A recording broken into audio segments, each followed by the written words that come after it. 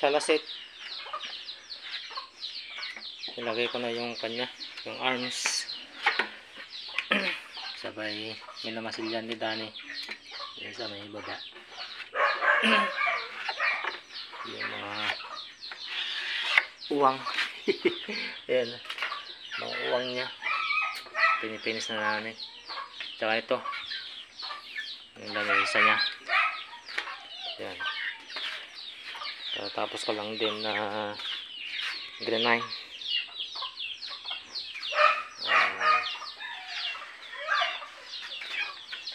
Sabay router na lang dito sa gilid niya para matanggal yung kanto.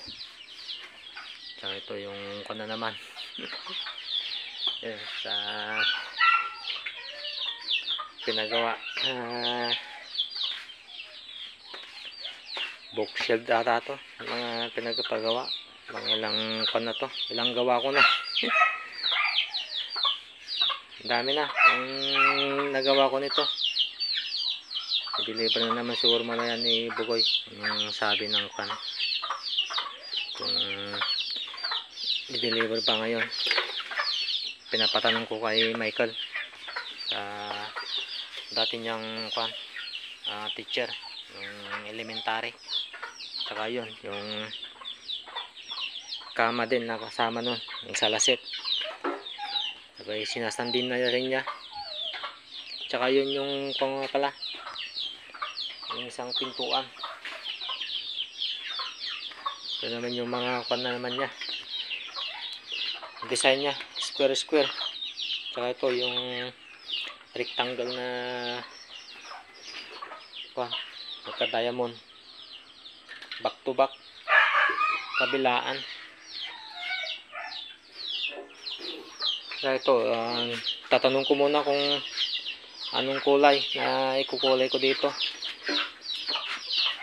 Yung sa may-ari. Magka-alas 5 na naman.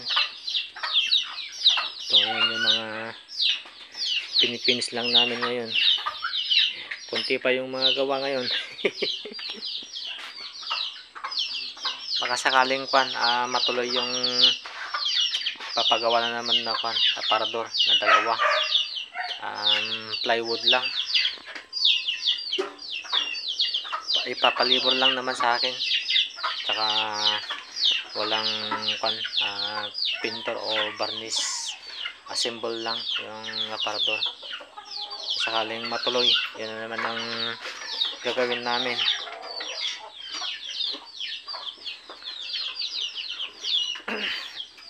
So yan,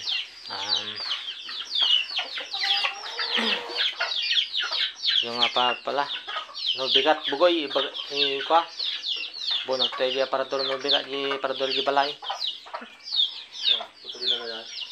ipatoy rebarnes finish ulit katahan ka na ni kwa anti namin yung kapatid ni tatay yung nagpagawa din ng yung pintuan yung sa pinsan namin. Kukunin niya yung yung aparador namin dun sa bahay, bibili niya ng TBB. Nakasunadahan naman niya. Yung isang aparador namin dun na nag-iisang aparador, bibilin pa. Di bale, ang gagawin ko naman yung ng iba. Yung kasi yung kwarto namin dun sa bahay. Wala pang division. Ang balak ko bibinta ko yon, yung mapagbibintahan ko bibilin ko ng ng plywood para gagawin ko siyang division niya para isang na yon, isang sarado na lang, hindi na kailangan ng division yung aparador na yung pagka division niya para mas maluwag siya, hindi na masyadong kakain ng space para mahati na yung isang dalawang kwarto doon sa bahay. Bibilang ko ng siguro baka siguro ang magagamit doon nasa 8 na plywood. Madami yun. Isang kanon, mga 8 feet yung haba nun, tapos yung taas nasa siguro 6 feet na lang yung gagawin ko yung taas niya. Tapos yung pagka yung sarado niya, plywood na lahat yung lalagay ko, pati yung mga sarado niya plywood na lahat. Yung sakaling matutuloy yung balak ko, sliding yung gagawin ko, yung pintuan niya, para hindi masyadong kakain ng space pagka kasi yung yung bisagra, kaya siguro yung slide na lang. Kaya nabiyag pa patay na ata yung aso. Yung aso nila dito sa kabila na binilihan nila.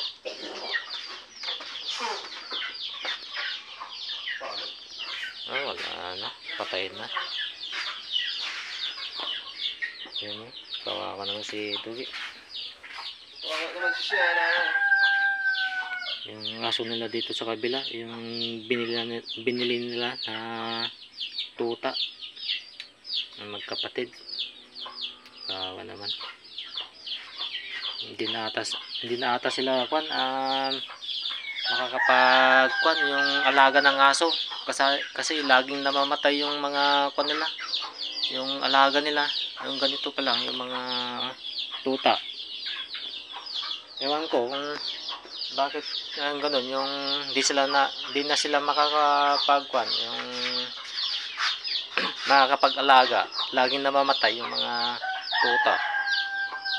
Pero meron pa naman yung isa, yung kapatid niya, yung puti, buhay pa naman siya. Ewan ko lang kung sakaling mabubuhay yung isa na binili ni Ate Linden. Binili nila to dalawang anak ng aso dito. Laging namamatay. Ilang beses na hindi sila makakapag-alaga ng yung ganito, yung aso. Bakit kaya laging namamatay? Ano lang siguro mamaya, tatabo na lang dun, o kaya dun sa kanila pa kasi na mahina hindi kumakain pinakain pa ni nanay kanina ng asukal, baka sakaling kakain, pero hindi naman kumain. Kawawa.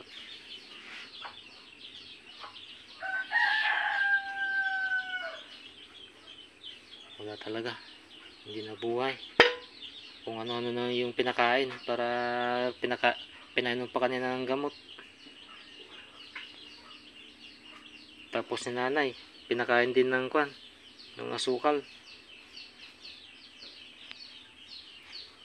Wala din talaga, hindi na buhay.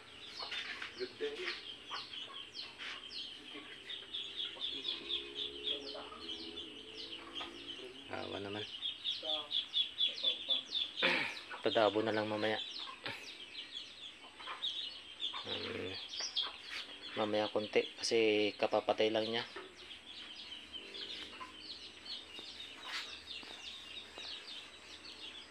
Baka sakaling mabubuhay pa yung kapatid niya na alaga nila din. Nandito kanina yun Umuwi na dun sa kanila sa bahay. Ayun pala, doon yung kapatid niya tulog. May wifey. Malusog pa. Baka sakaling mabubuhay ito.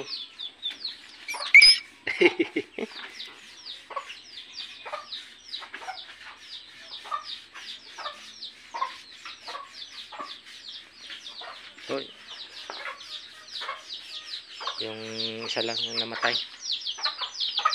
Kawawa naman.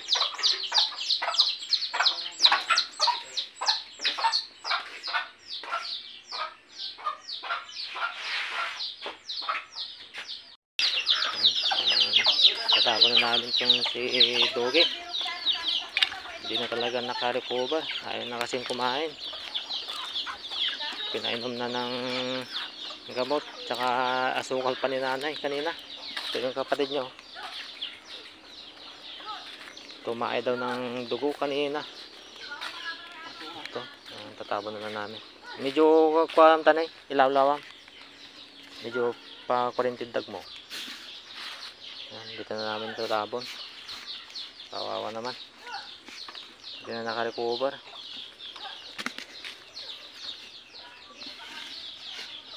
Hindi na kasi kumain eh. Ayaw na kumain eh.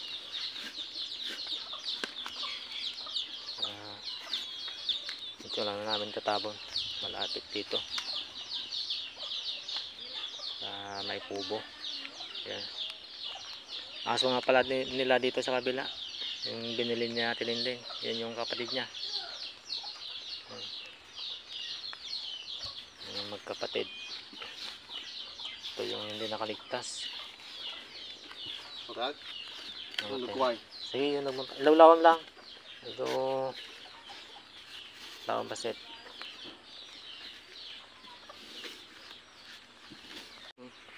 Sige. Hindi na talaga nakarecover.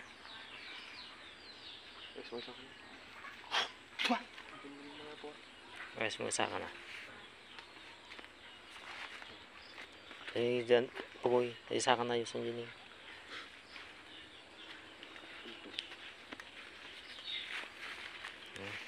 Para hindi mahukay ng mga aso.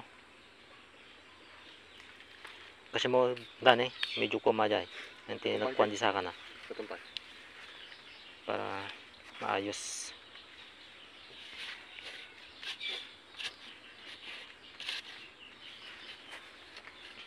Pantay mo lang. O, sige.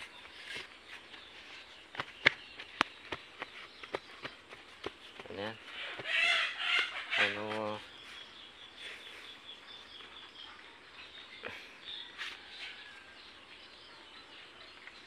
Kukuhan sapay na ako. Kasi mo pa yung dani. Ay, bukoy. May sapay dani. May sapay ng kurob mo jigid. Para maayos naman. Yan. Abot sapay ah. Butas pa yun sa may gilid. May mga bunton kasi dito eh. Yung mga kwan. Kaya may butas-butas. Yan. Ayan yan.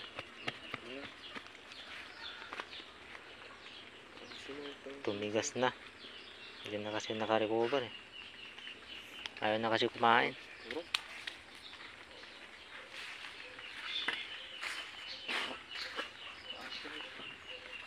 Kawawa naman.